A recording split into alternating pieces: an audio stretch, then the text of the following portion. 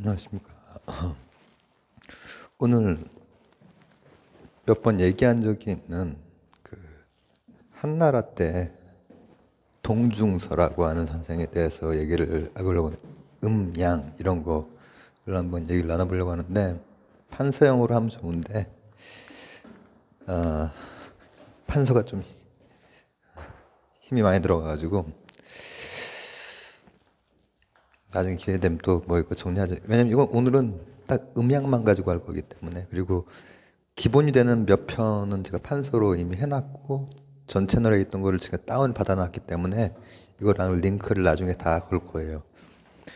동중서는 이제 교과서에서 우리가 배울 때 어떻게 배웠냐면은, 한나라가 이제 만들어져 세워지고 나서 처음에는 이제 한이 흉노한테도 안 돼요. 안 되고 쩔쩔매고 이제 화번공주 보내고 이렇게 하다가 한무제 때 이제 막 그 세를 펼치잖아요. 장동건 말고 장건도 보내고 막 하는데, 그때 내치도 아주 짜임새 있게 잘 되는데, 그게 그때 동중서의 힘이 이제 여기, 그죠? 동중서라고 하는 브레인이, 제가 이제 동중서가 유학이지만은 법가적인 마키아벨리적인 그런 성격이 있다라는 얘기를 한 두세 번 했던 것 같은데, 그거에 대해서 이제 한번 볼 거예요. 이제 유학하면은 우리 성리학 하면은 이제 불가나 도가의 도전에 그 응전해 가면서 구체화가 되는데, 그 돼가는 과정에서 그 이전에 있던 도가나 아니면은 뭐 주역이라 아니면은 그 당대의 한나라 때라면 음양 사상이 굉장히 이제 음양론이 이렇게 많이 이렇게 퍼져 있을 때거든요. 근데 그런 것들을 다 활용해서 이제 송나라쯤에 정리가 돼가는 거란 말이에요, 음양론도. 근데 이제 우리가 알고 있는 그 음양론이랑 원래 그 시기 정도의 음양론이랑 또 많이 다른데, 그걸 나름대로 잘 정리를 했고, 또 이 사람은 그러니까 철학적으로도 그 이전의 유학과 좀 다른 유학을 해요. 즉 아직 그 송나라 때도 아닌데 형이상학적인 체계를 세울 수 있는 그런 능력이 있었던 사람이고, 그럼에도 불구하고 마키아벨리적인 사람이고, 음양론 하나만 가지고 한번 보자 이거예요. 음양론은 이제 아시다시피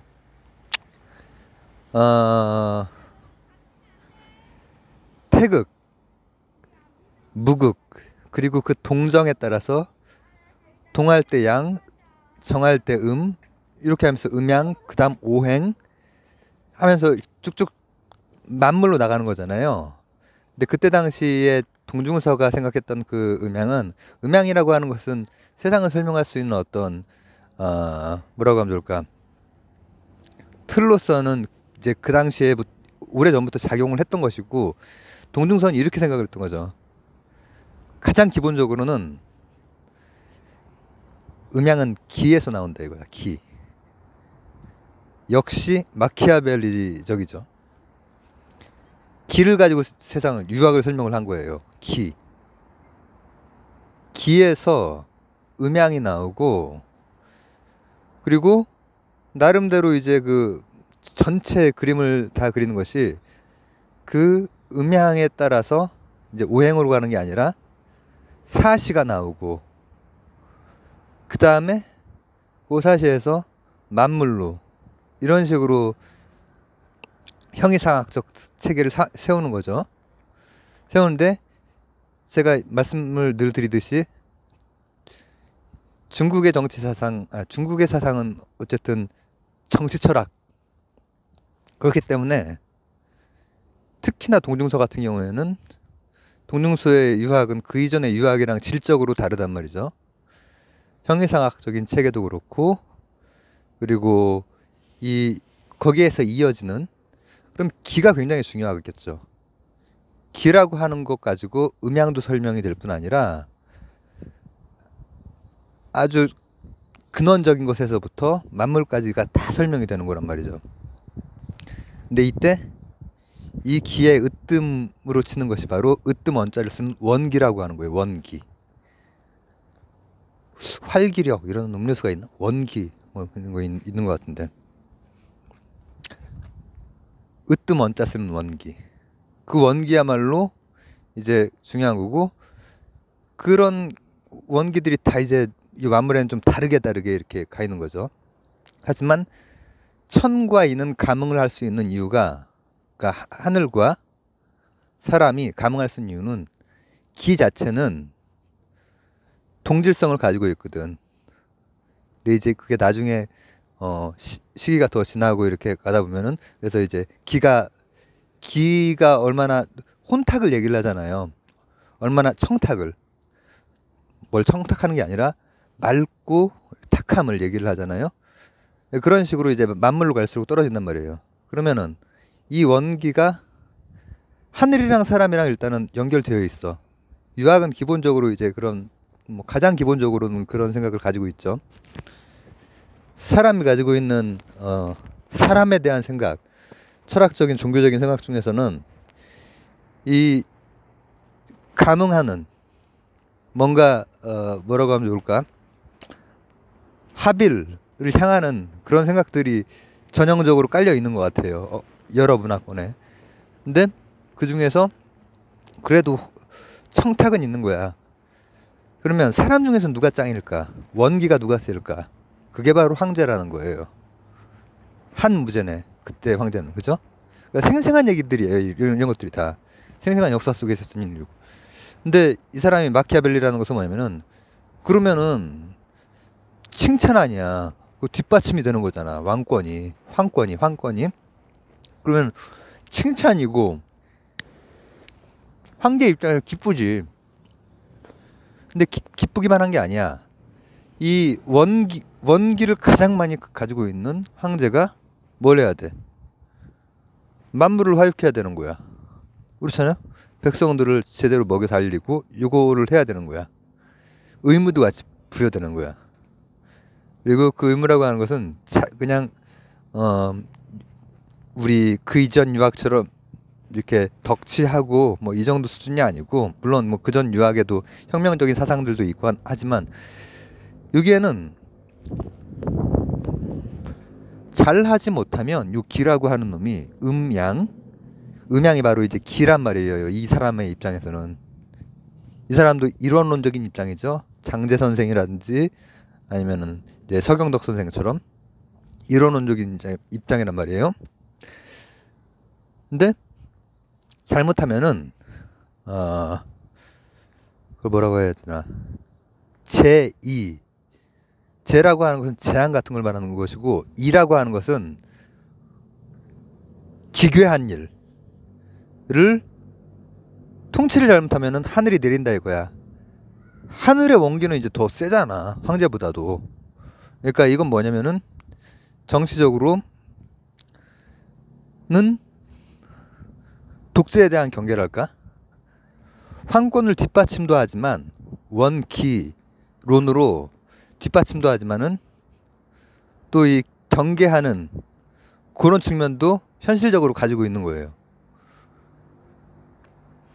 잘 못하면은 일단은 재가 와, 재. 그 다음 이게 안 되겠다 싶으면 아주 기이한 일이 생겨버리는 거야. 그러니까 이 보통 이런 그 한 나라의 그 뭐 책사가 됐건 재상이 됐건 이런 브레인들이 실제로는 아주 체계적으로 그 학문을 세우면서도 절대 권력에 대한 경계를 늘 하죠. 정도전 선생도 그렇잖아. 정도전 선생도 조선의 모든 밑그림이라든지 조선에 붙은 막 여기저기 궁의 이름이라든지 이런 것들을 모든 설계를 다 한 사람이란 말이죠. 성리학이 이제 원 말에 이제 들어오면서 그걸 소화를 해나가면서 어느 정도 완성된 형태, 완성이라기보다는 그러니까 2세대, 3세대로 넘어오면서 그것을 제대로 흡수하고, 그때 당시에 이제 성리학은 또 굉장히 또 그 실용적인 그런 부분이나 새로움이 있었거든요. 그런 거 위주로 많이 받아들였고, 그러면서 새로운 나라를 설계하고 했을 때 이 사람도 결국은 어느 정도 견제를 해. 독재나 절대 권력에 대해서. 실제로는 전호종 같은 경우에 재상권을 굉장히 재상이 실제로 해야 된다라고 하는, 뭐 왕권과 신권 이렇게도 이렇게 예전에 이제 그 교과서에서도 배웠던 기억도 있고 한데, 그 신권, 재상권 이것을 강조를 했고, 동중서 같은 경우에는 이제 뭐 그런 정도까지는 아니지만 황제까지도 하늘이 노하면 제대로 못하고 있는 거다, 똑바로 해야 된다 라고 하는 말을 할 수 있을 정도의 아주 현실적인 그런 그 사상가였죠. 정치 사상가고. 그래서 요약하자면은 이 사람 시기에 음양이라고 하는 그 개념이 굉장히 널리 이렇게 쓰이고 있었는데, 근데 이 사람의 음양론은 일단은 기예요. 기. 나중에 이제 그 발달된 것은 제가 전에 정리한 게 있죠. 그걸 링크를 걸 것이고, 그리고 그 기 중에 최고는 원기야. 원기. 다만 이 기라고 하는 것은 동질성을 가지고 있기 때문에 하늘의 기나 사람의 기나 다 만물이 같은 거예요, 사실은. 하지만 기에 청탁은 있단 말이죠. 그리고 사람 중에 짱은 황제야. 그렇기 때문에 황제권이 뒷받침이 되지만 황제의 책무도 생기는 거야. 그리고 그 책무가 제대로 안 지켜지면은